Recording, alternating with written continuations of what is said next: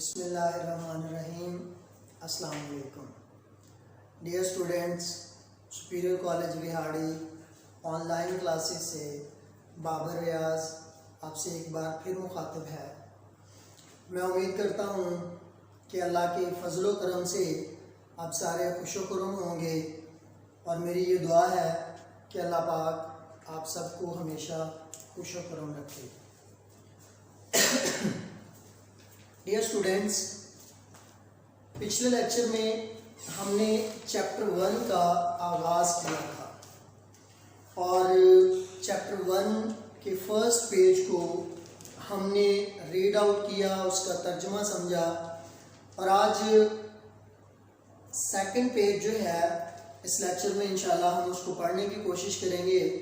और प्रीवियसली एक और बात करना चाहता हूँ कि पिछले जो 3 लेक्चर्स थे इंग्लिश के वो सारे ऑडियो थे, लेकिन आज का लेक्चर जो है वो आप लोगों की सहूलत के लिए इसको मज़ीद बेहतर बनाने की कोशिश की है और वीडियो लेक्चर है और मैं उम्मीद करता हूँ कि इंशाल्लाह it will prove beneficial for all of you.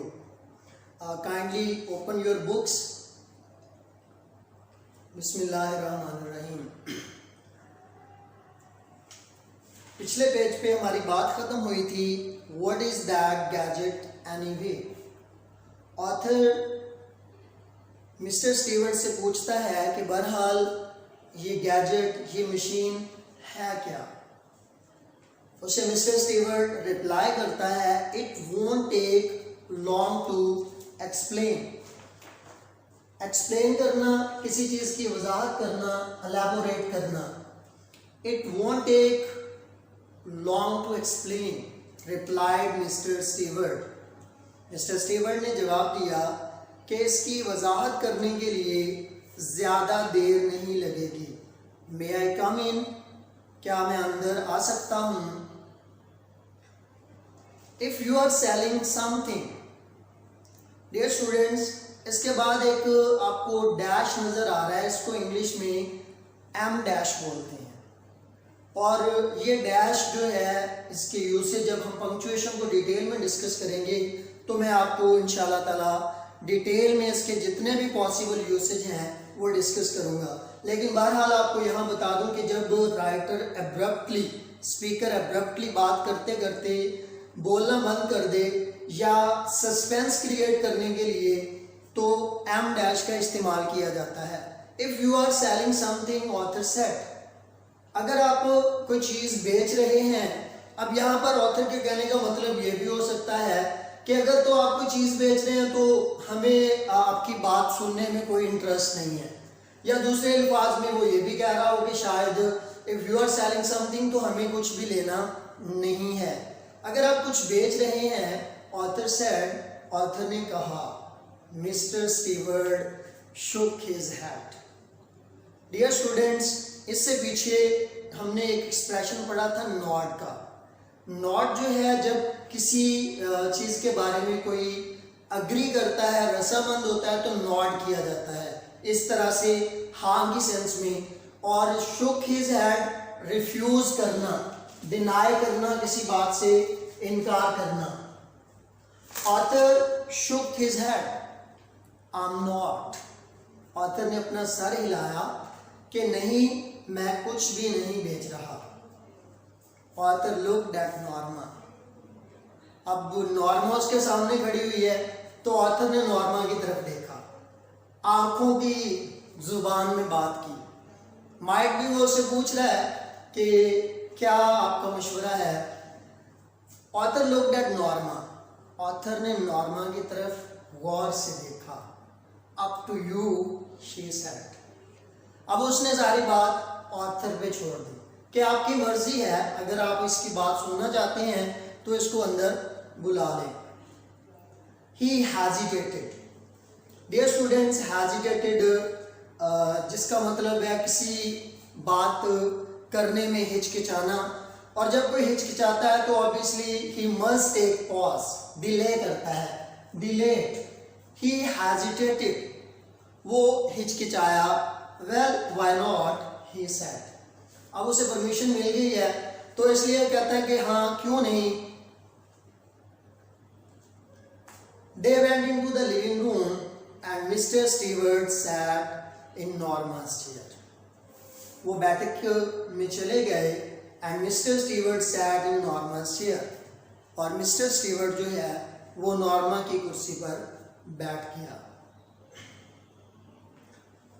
He reached into an inside coat pocket.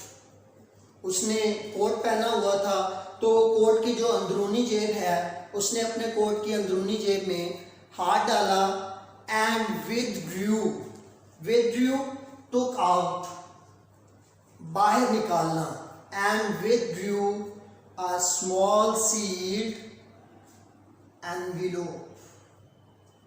Dear students, board पे आपको नजर आ रहा है कि मैंने दो वर्ड्स लिखे हैं. Both are commonly confused in regard to their pronunciation. pronunciation होता है वर्ड्स की अदायगी, अल्फाज को अदा करने का तरीका. तो डियर स्टूडेंट्स, नॉर्मली हमारे सराउंडिंग में हम किसी से जब कोई लिफाफा मांग रहे होते हैं तो हम कहते हैं कि kindly give me an envelope. Dear students, envelope ये वर्ड है जो हम प्रोनाउंस कर रहे होते हैं इसकी जगह पे. वर्ड जो लिफाफे के लिए है, एनवेलप का मतलब है किसी चीज का मुहासरा करना, सराउंड करना. Envelope versus envelope. एनवेलोप कहते हैं लिफाफे को. He reached into an inside coat pocket and withdrew a small sealed envelope.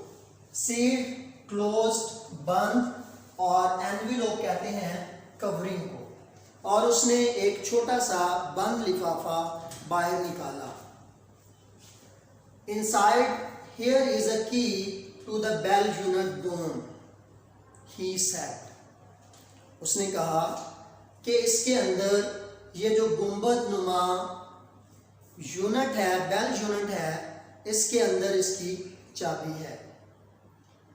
He set the envelope on the chair side table. उसने वो लिफाफा जो है जहां पर जिन कुर्सियों पर वो बैठे हैं तो उसने कुर्सी के साथ पड़े हुए मेज पर उस लिफाफे को रख दिया. The bell is connected to our office. ये जो बेल यूनिट है इस घंटी का राब्ता हमारे दफ्तर के साथ है. What's it for? asked author. ये किस लिए है? ऑथर ने उससे पूछा. If you push the button, जो बेल यूनिट है जिसको ग्लास डोम ने कवर किया हुआ है उसके अंदर एक दबने